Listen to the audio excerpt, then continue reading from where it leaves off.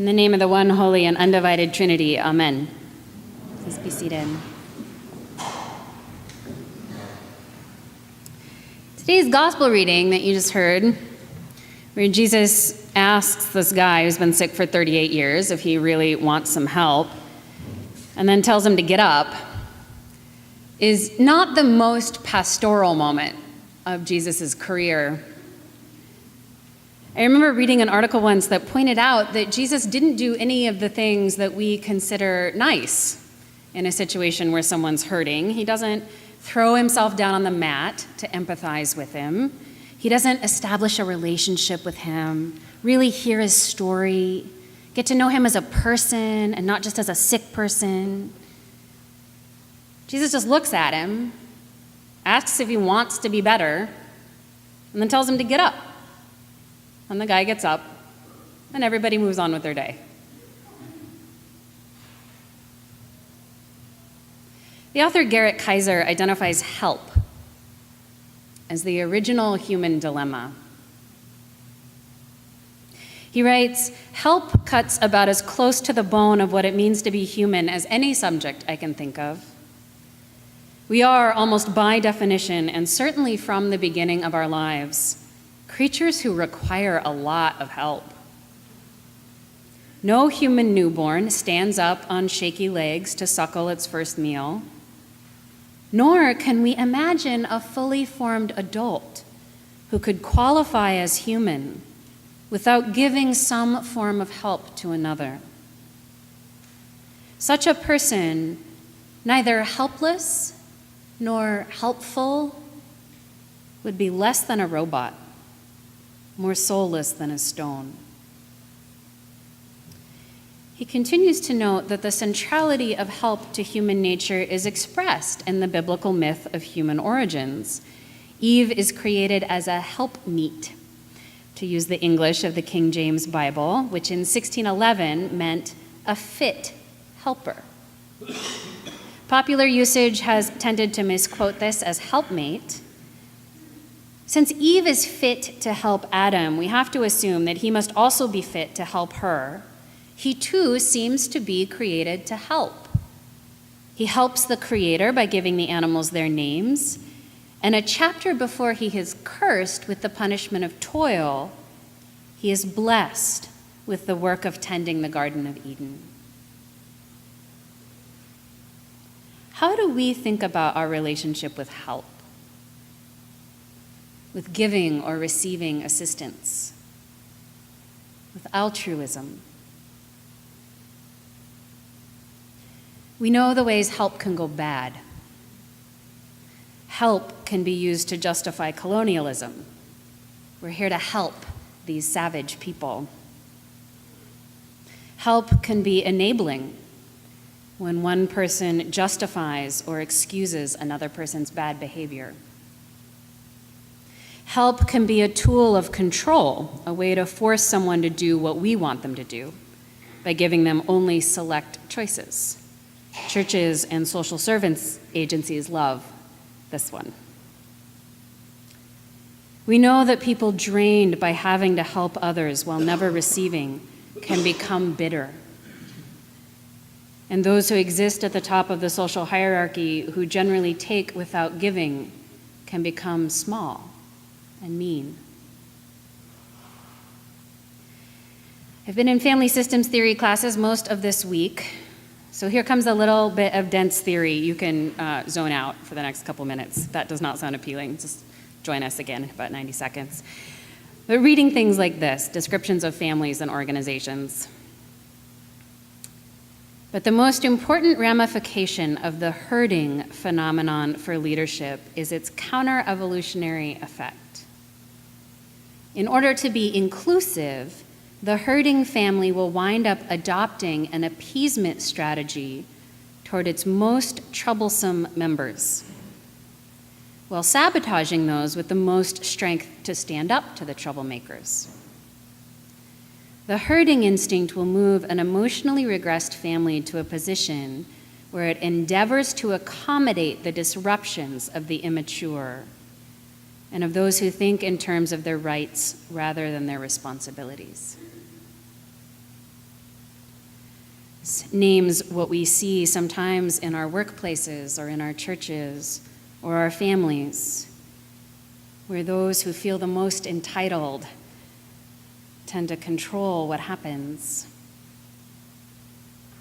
We see this sometimes where the culture is so interested in its own niceness or its idea of itself as unified that it will work to protect and appease the most immature members. I think this is connected to Jesus' asking of the man if he really wants to be well. Aside from how I really respect Jesus' concern for bodily consent, he doesn't go around healing people who don't want to be healed. He asks. There is the concern. If this man gets better, his life radically changes. It disrupts how his family sees him.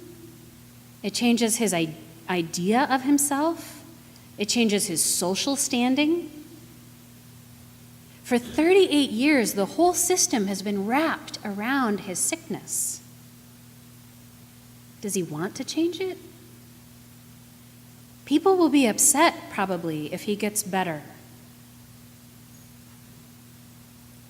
Perhaps you've experienced this in some way in your own life.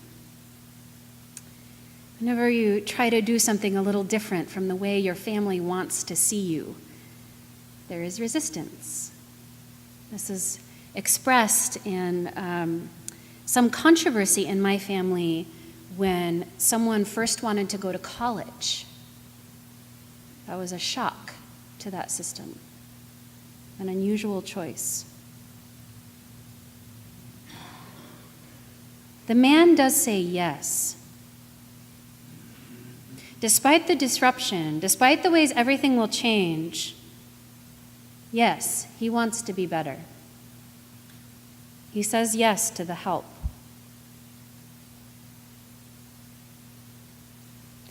It's curious, too, this last sentence in the gospel about this healing taking place on the Sabbath. Jesus was a faithful Jewish man in lively dialogue with his religion, and one of the things forbidden on the Sabbath is work.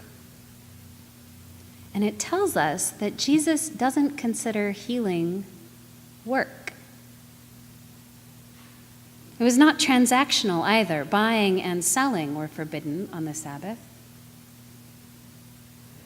It was something closer to gift, maybe, or to play.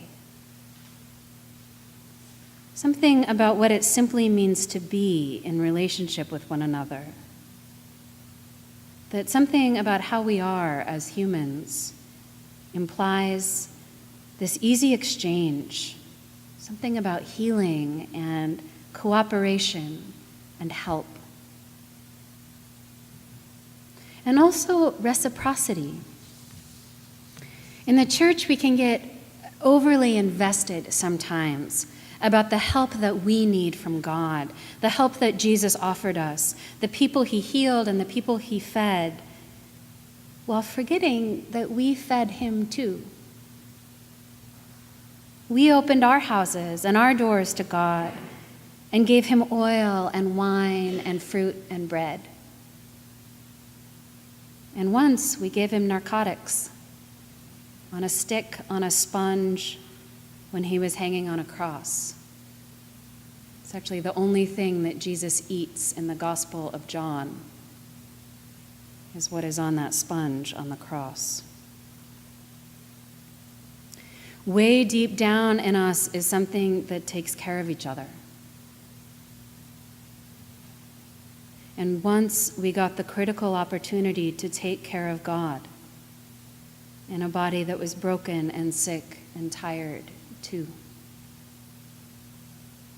We fed God when he rose again after his death, and we knew him specifically when he ate.